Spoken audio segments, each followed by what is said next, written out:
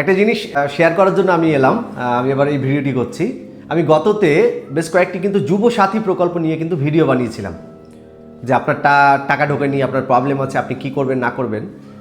একটু আগে আমি ডিস্ট্রিক্ট ইউথ অফিসারের মারফত রেফারেন্সে কিন্তু জানতে পারলাম যে যুব সাথীর এক্স্যাক্টলি যাদের টাকা ঢোকেনি বা যাদের অ্যাকাউন্ট নাম্বার ভুল বা কোনো কারণে মেসেজ এসছে বা টাকা এখনও টিল নাও ক্রেডিট হয়নি, তারা কি করবেন। তো আজকের এই ভিডিওটি মূলত তাদের জন্যই। ভিডিওটিকে কোনো রকমভাবে স্কিপ না করে কিন্তু প্লিজ দেখবেন। প্রথম বিষয় আসি, যাদের টাকা ঢোকেনি তারা কিন্তু WBFIMS-এ গততেও আমি সেই ভিডিওটি করেছি যে ফাইন্যান্স ডিপার্টমেন্টের যে ওয়েবসাইট, সেই ওয়েবসাইটে কিন্তু আপনার অ্যাকাউন্ট নাম্বার দিয়ে বা আপনার মোবাইল নাম্বার দিয়ে আপনি কিন্তু সার্চ করছেন। যদিও ফাইন্যান্স ডিপার্টমেন্ট থেকে, পশ্চিমবঙ্গ যে ফাইন্যান্স ডিপার্টমেন্ট আছে, সেই ফাইন্যান্স ডিপার্টমেন্ট থেকে এই যে নির্দেশিকা, এই নির্দেশিকা কিন্তু অথেন্টিসিটি বা অথেন্টিক কতটা সেরকমভাবে কোনো বিবৃতি দেননি।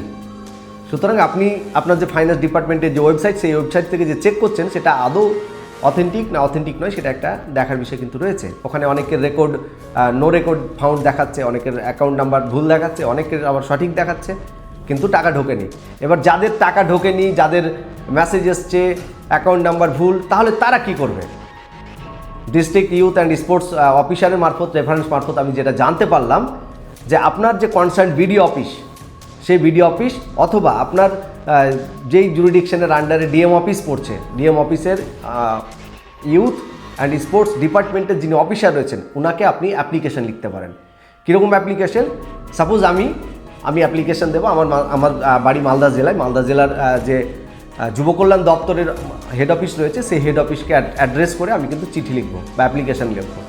সেই অ্যাপ্লিকেশানে থাকবে আমার নাম, আমার যেটা সমস্যা সেই সমস্যা সাপোর্টিং পেপার সহ আমার ভোটার আধার, যা যা সাপোর্টিং ডকুমেন্টস দিতে হচ্ছে যুবসাথী প্রকল্পের জন্য, সেই সাপোর্টিং ডকুমেন্টস দিয়ে কিন্তু আপনি অ্যাপ্লিকেশনটা জমা করতে পারবেন আপনার যে ডিএম অফিসের যুব কল্যাণ দপ্তর, সেই যুব কল্যাণ দপ্তরে।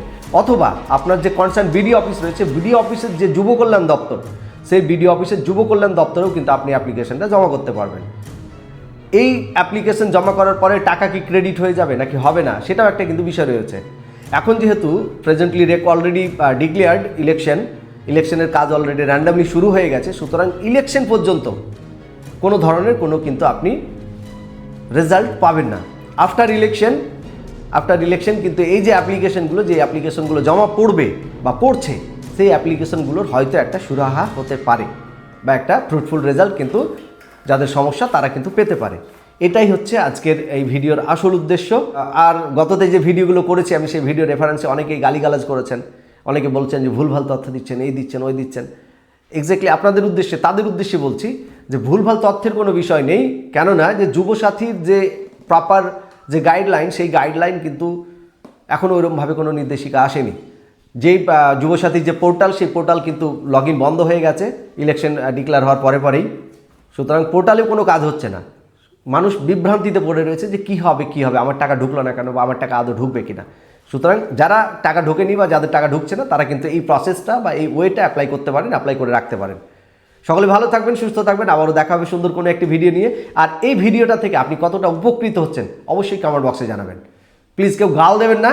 আপনার ভিডিও দেখতে ভালো লাগছে না বা আমার কথা শুনতে ভালো লাগছে না, আপনি সাইলেন্ট মোডে থেকে যান, আমার কোনো আপত্তি নেই।